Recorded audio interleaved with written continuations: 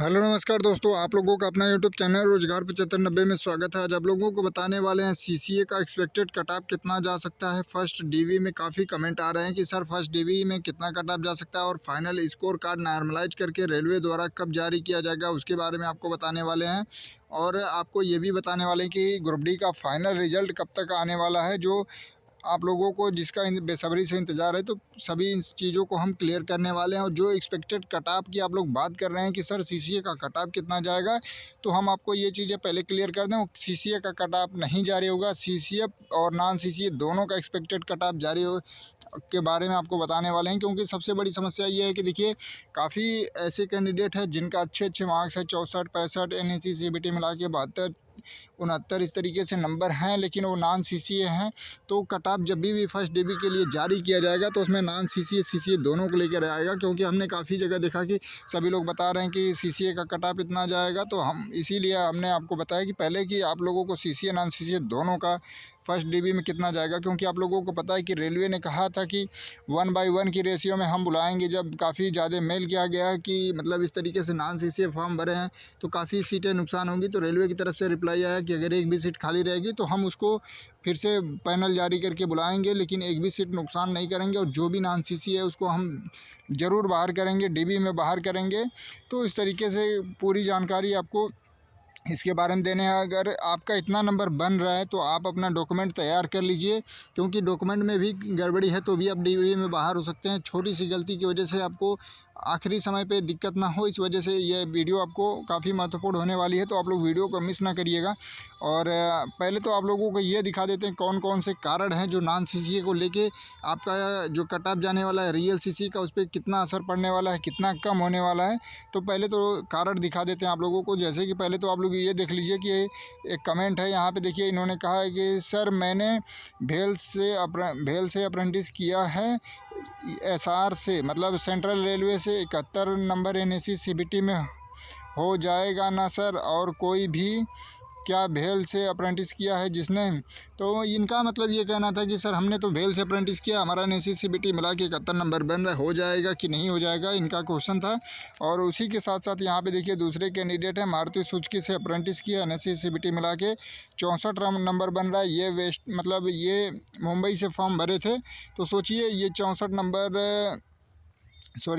Number 71 number, इस तरीके से जो भी कैंडिडेट हैं और भी आपको दिखा देते हैं। तो ये लोग कट ऑफ पे बहुत ज़्यादा असर डाल रहे हैं, जिसके वजह से फर्स्ट डीबी में आपका कितना कट ऑफ जाएगा उसके बारे में तब आपको पूरी देखिए। उसके साथ साथ आप लोगों को ये जानना भी ज़रूरी है कि जब भी आप लोग या कोई भी या रेलवे जो भी डाटा दिया था कि 1,31,000 मतलब प्लस ही अप्रेंटिस को बताया था, और उसी हिसाब से जोन वाइज सभी लोग अपना मतलब पर सीट कंपटीशन 16 17 18 इस तरीके से, कहीं कहीं पे 36, कहीं कहीं पे 6 लोगों में कंपटीशन आप लोग देखे थे कि आपके जोन में 14 लोगों पे कंपटीशन है, आपके जोन में 6 लोगों पे कंपटीशन है। इस तरीके से देख के आप लोग अनुमान लगा रहे थे। लेकिन जब यहाँ पर आप लोगं को देखिए रियल RTI का डाटा आ गया तो 1,31,000 जहाँ बताया जा रहा था, वहाँ से केवल और केवल 45,982 अप्रेंटिस बताए गए।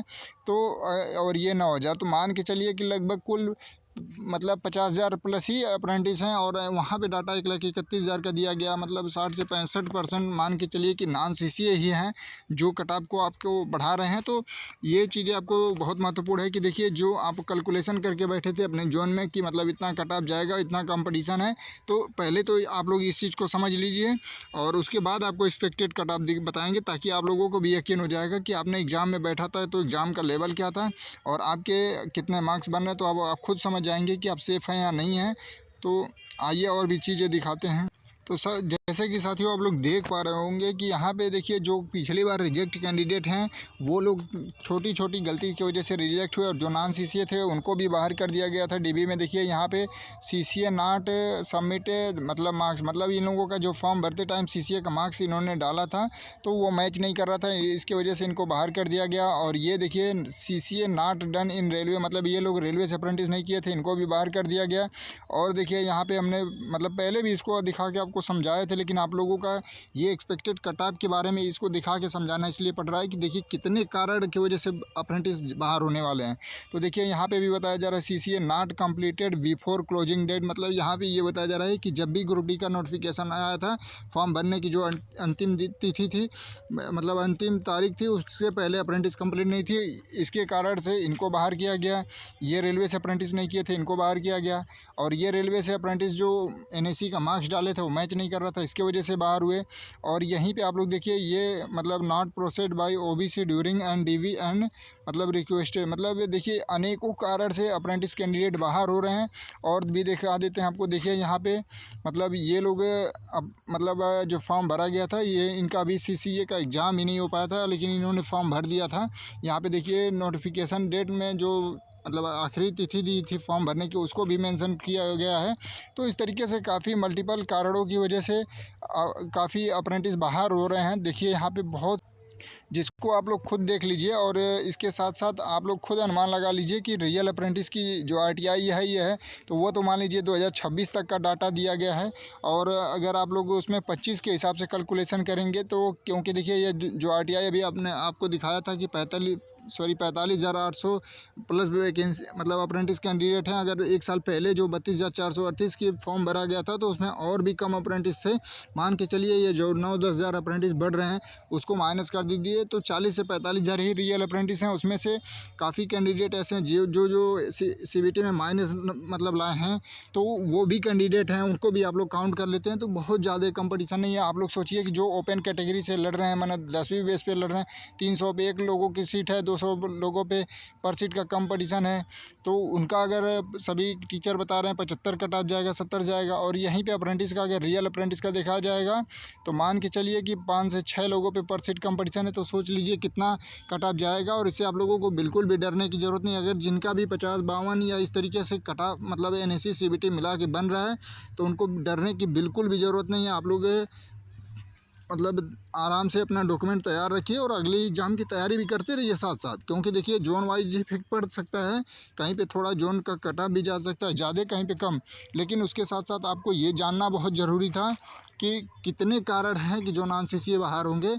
सारा कुछ आपको हमने यहाँ पे दिखा भी दिया, जिससे आप लोगों के जो मन में डाउट है, डर है, वो सब कुछ ख़त्म हो सके। और आपको बता दें कि देखिए जो जिन लोगों का 50 नंबर 52 नंबर बन रहा है, जब नॉर्मलाइजेशन होगा तो और भी ज़्यादा उसमें मतलब देखने को मिलेगा कि आपका नंबर बहुत ज़्यादा बढ़ जाएगा। मतलब किसी किसी का ज़्यादा टफ जो मतलब शिफ्ट होगा तो उसमें 15 से 20 नंबर बढ़ जाएगा, किसी किसी का 12 नंबर बढ़ेगा, किसी का 8 नंबर बढ़ेगा, तो उसका 2/3 करेंगे। तो इस तरीके से अभी भी आपका जिनका 50 बन रहा है 2/3 करके हो सकता है 55 बन जाए।